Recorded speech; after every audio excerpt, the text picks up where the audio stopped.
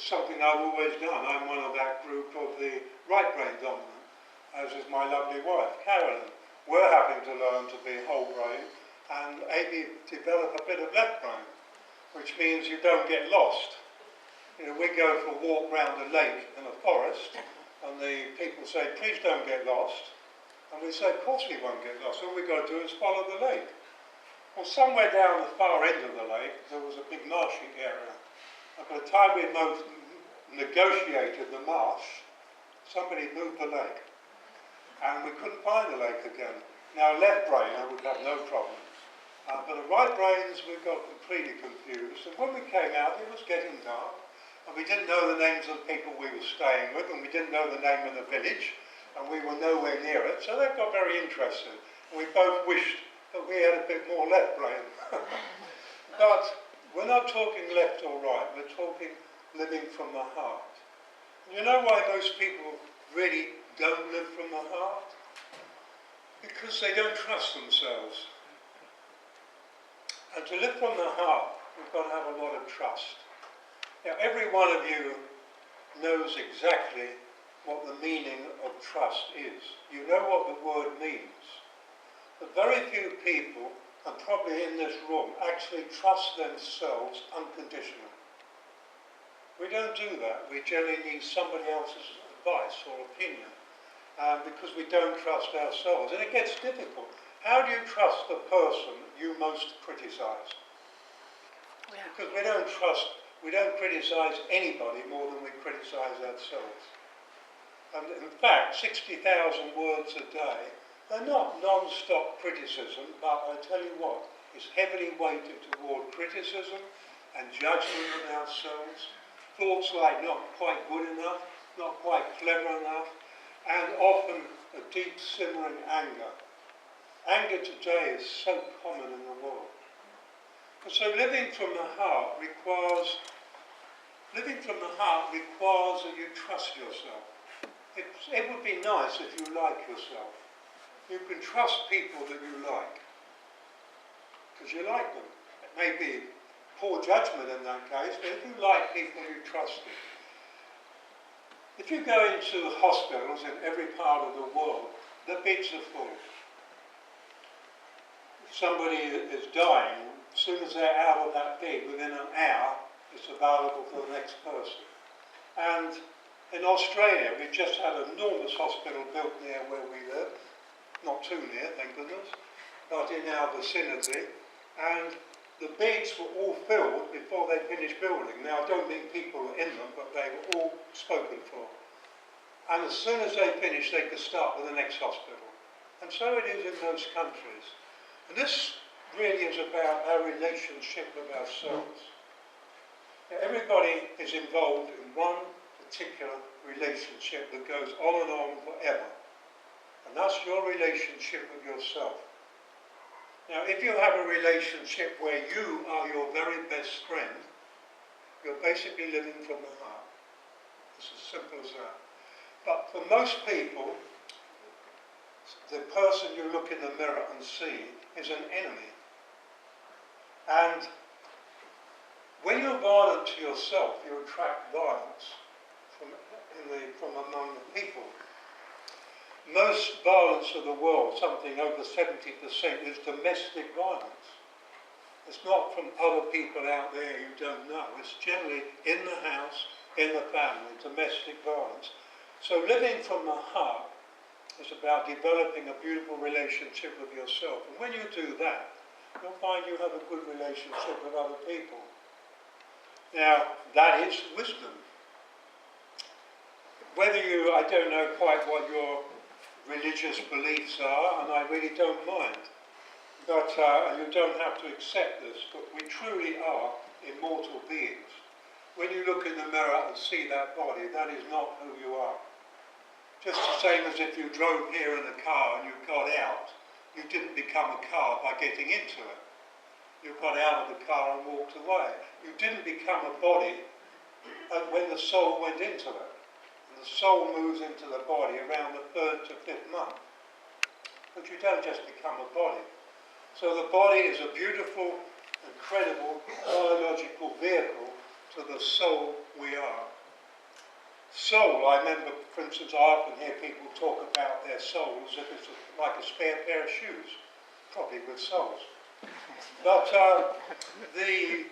we are a soul. The general way of looking at life is, I am a body personality with a soul. Incorrect. I'm an immortal soul with a mortal body personality.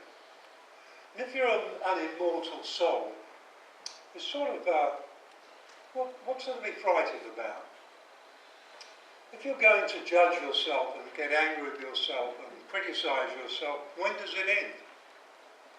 And the fact is, this has been going on for a very, very long time. And it's not in everybody's knowledge, but we are coming toward the end of a great cycle. In 200,000 years, there are many smaller cycles. 50,000 years, 12,000 years, even less. But for us, they're all coming to an end in at least this next. It's been going on for quite a while now, 50 years, but it's coming toward an end in the last maybe 20 to 25 years, in the next 20 to 25 years. When I say end, it's just a cycle coming to an end. It means we have to choose which direction we're going.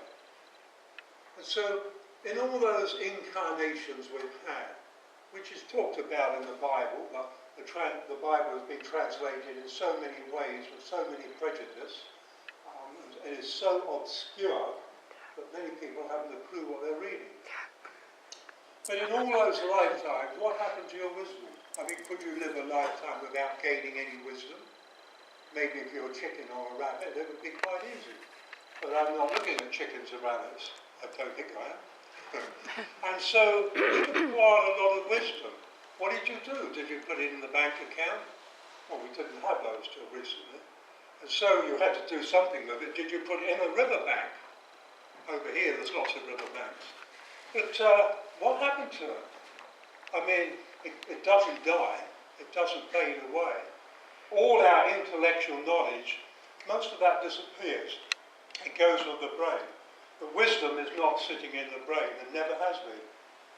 So wisdom comes from an open heart, whole brain activity, and the pineal, which is the gland between the hemispheres, the right and left hemispheres of the brain.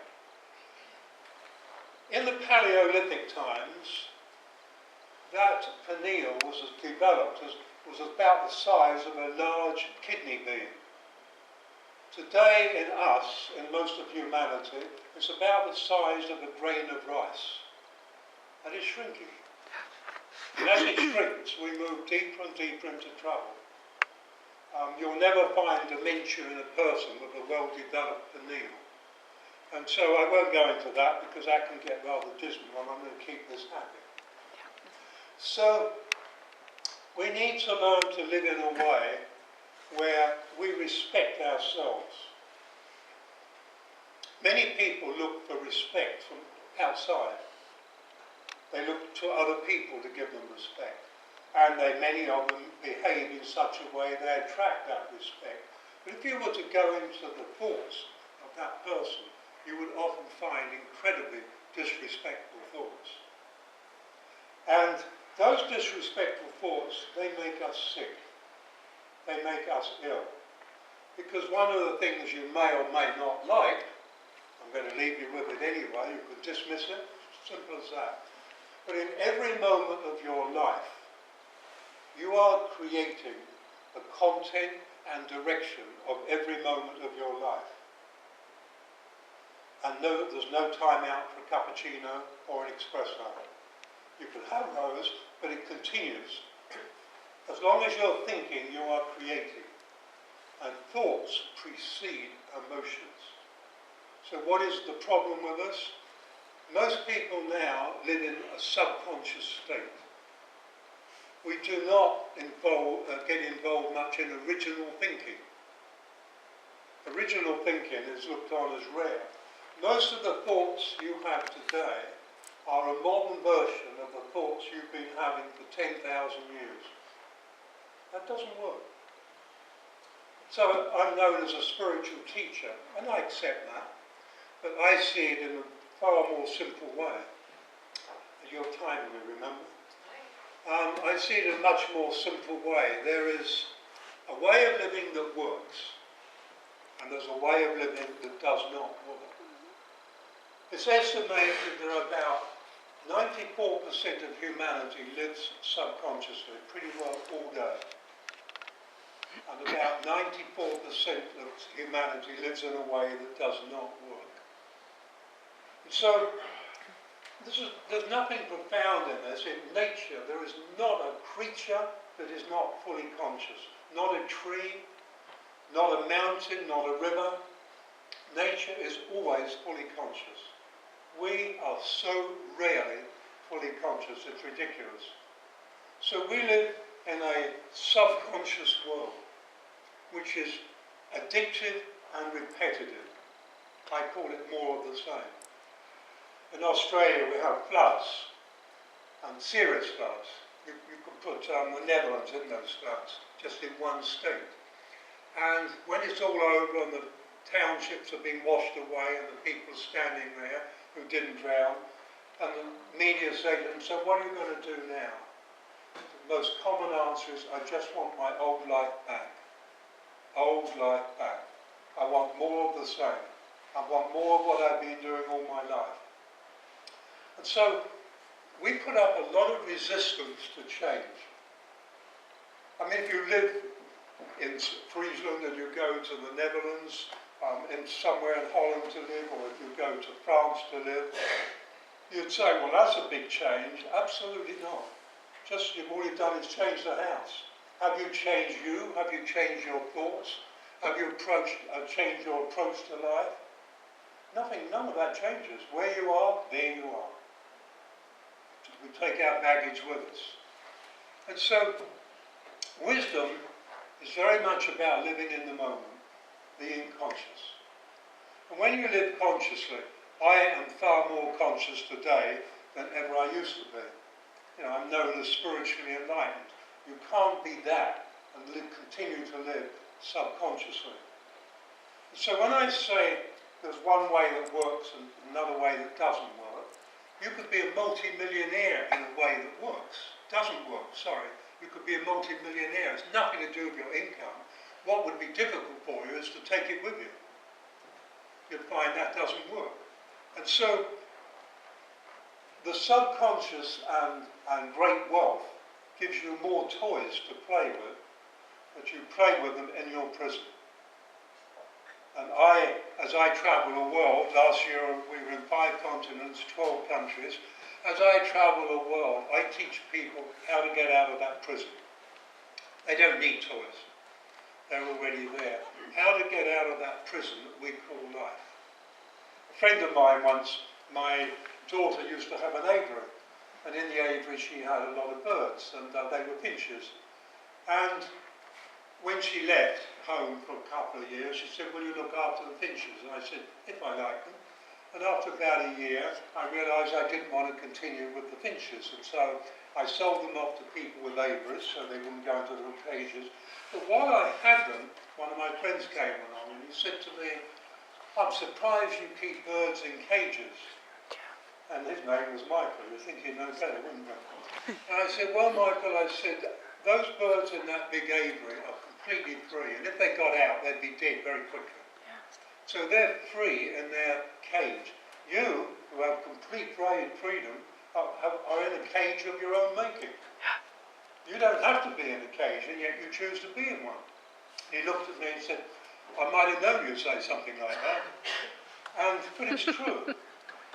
So we are like caged birds, and we don't know there's a cage around us. And it's possible to live in a way, and I've done it, where you open the cage door and you step out. And life becomes a freedom song. Thank you.